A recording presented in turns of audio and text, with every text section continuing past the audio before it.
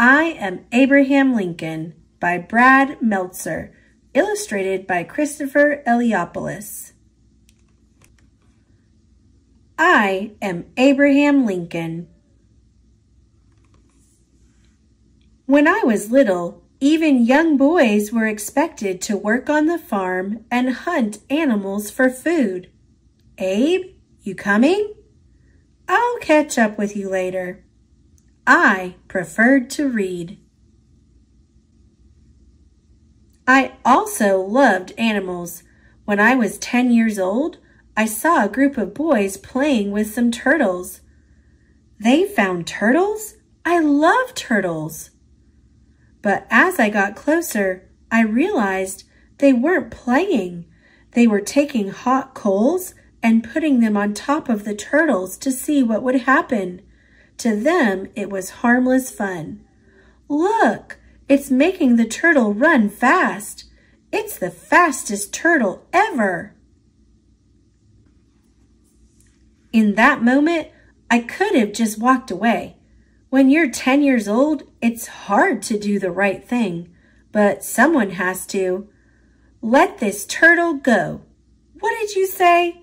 You heard me. Let it go. Those boys let the turtle go. Soon after, I wrote one of my first essays about how hurting animals is wrong. That may not seem like a big deal, but back then, most kids and even adults didn't know how to write. In fact, the state of Indiana was so new, schools weren't even built yet. I went to school for barely a year, total. But that didn't stop me. Using chalk, I practiced writing the alphabet on trees. I even wrote in the dirt of the cornfield. Abe, how's the corn coming? Great, Dad. When it came to learning, my best teachers were simply books. I loved books so much. I once walked 6 miles. I'm serious, 6 miles to get one. 6 miles? That's too far for a book. Not for this one. I'd read while my horse was resting, and while waiting in line at the local store, and in one of my favorite positions, with my feet up on a tree. Before long, I had read every book in the neighborhood, from the Bible to Aesop's Fables to Robinson Crusoe. But one of my favorites, a book about George Washington. I'd even copy my favorite parts on pieces of wood. Did you know that George Washington was a friend of men? You're a strange boy, Abraham Lincoln. Yeah, but I'm gonna be on the penny someday. What's a penny? When I was 22 years old, we moved to Illinois, where I met a group known as the Clary's Grove Boys. Everyone in town knew they were bullies. I didn't like bullies, but I was the new guy. When they challenged me, I didn't have much choice. Think you're better than us? I never said that. Don't be chicken. Show us what you got. Today, some may call it a fight, but it was really a wrestling match. Me against their leader, Jack Armstrong. Back then, the rule was, once you grabbed your opponent, you couldn't break your hold. Wham! But Jack did, so he could grab my leg and send me flying. I wasn't mad I lost. Everyone loses sometimes. What got me upset? He had cheated. You didn't play fair. Maybe you want to fight us all. Within seconds, they all surrounded me. They were waiting for me to back down or to lose my cool. Instead, calmly and confidently, I told them, if I have to, I will fight every single one of you, fair and square. They knew I meant it. You're a strange kid, Abraham Lincoln, but you've got guts. You know, I'm going to be on the penny. What's a penny? Sometimes the hardest fights don't reveal a winner, but they do reveal character, especially when you're fighting for something you believe in. Still, not every struggle brought a victory. Years later, I saw a group of slaves chained together in a boat on the Ohio River.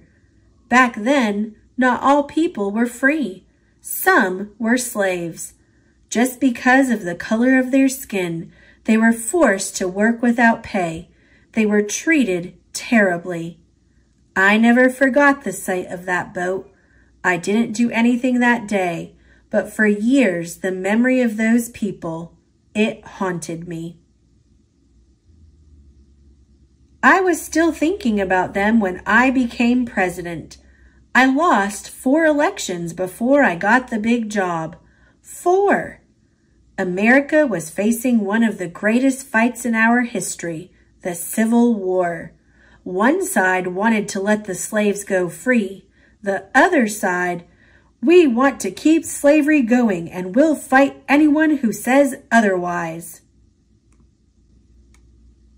If I had turned my head and looked away, I would have avoided the fight. But if I'd learned anything in life, it was this. When someone needed help, I wasn't so good at looking away. I'm sorry. I cannot allow that. What'd you just say? You heard me. These people will be free. The Civil War lasted longer than anyone thought. The fighting took a terrible toll. People on our side were ready to give up. To re-energize them, we held a big event in Gettysburg, Pennsylvania. The main speaker gave a speech that lasted nearly 2 hours. I gave a speech that lasted 2 minutes and used only 271 words. The most important 5 words I used: all men are created equal. Soon after, I helped pass a law that ended slavery in America and freed all those people when we ended the Civil War. As a result, we didn't just bring together these United States of America. We proved that this government of the people, by the people, and for the people would be dedicated to freedom and justice. You know, in his speech, he told the crowd that no one would remember what he said at Gettysburg. Wanna bet? In life, strength can take many forms, but there's nothing quite as strong as standing up for someone who needs it. No matter where you're from or how little you have, one thing that can never be taken away from you is your voice. When you find something you believe in, use your voice. And when you see injustice, speak louder than you've ever spoken before. When you do, it'll never be forgotten. Look, he's on the penny. I am Abraham Lincoln. I will never stop fighting for what's right, and I hope you'll remember that when you speak your mind and speak for others, there's no more powerful way to be heard. I am not bound to win, but I am bound to be true. I am not bound to succeed, but I am bound to live by the light that I have. I must stand with anybody that stands right, and stand with him while he is right, and part with him when he goes wrong.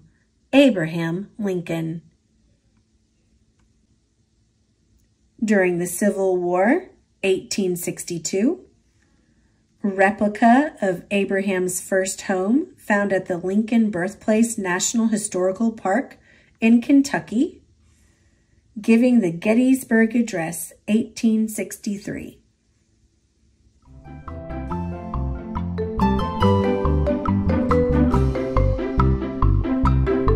Thanks for watching. Click subscribe. See you later, alligator.